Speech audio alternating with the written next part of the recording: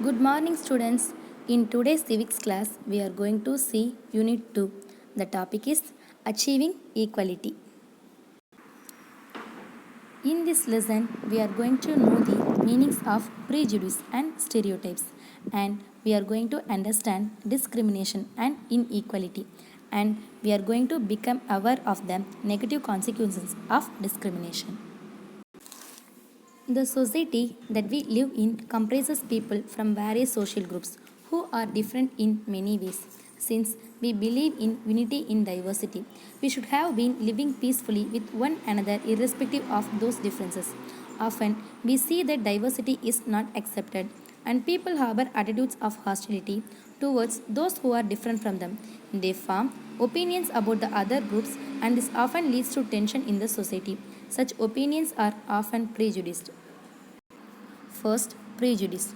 Prejudice means to judge other people in a negative or inferior manner without knowing much about them. It happens when people have false beliefs and ideas. Prejudice. Pre plus judge.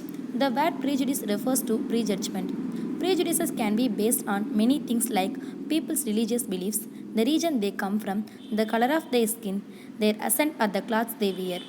The types of prejudice are gender prejudice, racial prejudice, class prejudice, disability prejudice, and so on.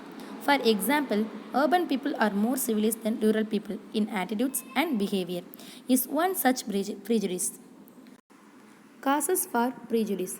Some common social factors that contributes to the rise of prejudice are socialization, conforming behaviors, economic benefits, authoritarian personality, ethnocentrism, group closure, and conflicts. Next, stereotypes. When prejudice gets stronger, it develops into a stereotype. Stereotype is a false view or idea about something. For example, girls are not good at sports. Stereotype is learned at a very early age, and children grow to have very strong ideas or opinions about things, groups, or ideologies. As children grow up, the lines of like and hate for other things, peoples, cultures, beliefs, languages become sharper. Next, inequality and discrimination. Inequality means difference in treatment. The different forms of inequality such as caste inequality, religious inequality, race inequality, or gender inequality give rise to discrimination. Discrimination can be defined as negative actions towards people. Discrimination can happen on the basis of color, class, region, gender, etc. Treating dark skinned people differently from fair skinned people, giving more importance to people of higher caste than to those of lower caste, and thinking boys are smarter than girls are all types of discrimination. Article 15 of 1 of the Constitution states that the state shall not to discriminate against any citizen on grounds only of religion, race, caste, sex, place of birth, or any of them. Caste discrimination. Caste system is the most dominant reason for inequality and discrimination in India. In the beginning, the society was divided into different groups on the basis of occupation known as Varnas. Many people in India have fought against caste oppression. The most prominent among them was Dr. B.R. Ambedkar. He belonged to a such depressed family and suffered discrimination throughout his childhood. He fought actively for equality among the citizens of India. Next, gender discrimination. Gender discrimination refers to health, education, economic, and political inequalities between men and women in India. For example, a girl is not allowed to go to college after finishing her schooling. Similarly, most of the girls are not allowed to select a career of their choice, rather, they are forced into marriage. In some families, girls are not allowed to wear modern dresses, while boys in such families often wear modern dresses. Next, religious discrimination. Religious discrimination is unequal treatment of an individual or group based on their beliefs. Religious discrimination has been around for a long time. There have been problems between people of different religions for thousands of years. Some people are not allowed to enter in public places, especially the places of worship, because they belong to another religion. Some religious people often end up in conflict with each other because of their rituals and way of life. Next, Socio-economic inequality. In the socio-economic field, the benefits of growth have not been spread evenly. However, the income inequality is much higher than the inequality in human development. The low income districts are associated with low industrial development, low agricultural productivity, and low human development. Similarly, the districts with low literacy rate are found to be with lower sex ratio. Remedial measures for abolishing inequality and discrimination. The remedial measures for abolishing inequality and discrimination in India's society are as follows. Wider access to quality basic services like healthcare and education for all. Be aware of current gender bias. Make women more visible in public life and institution to eradicate gender disparity. Be open to learning about other religions. Promoting community dining in the classroom may help the student to sit together without any bias of caste, religion, or gender. Socialize with people of all types outside home. Effective implementation of laws. Constitution of India and Equality. A constitution is a set of rules and regulations guiding the administration of a country. Article 14 of the Constitution of India provides equality before the law or equal protection within the territory of India and prohibits the unreasonable discrimination between persons.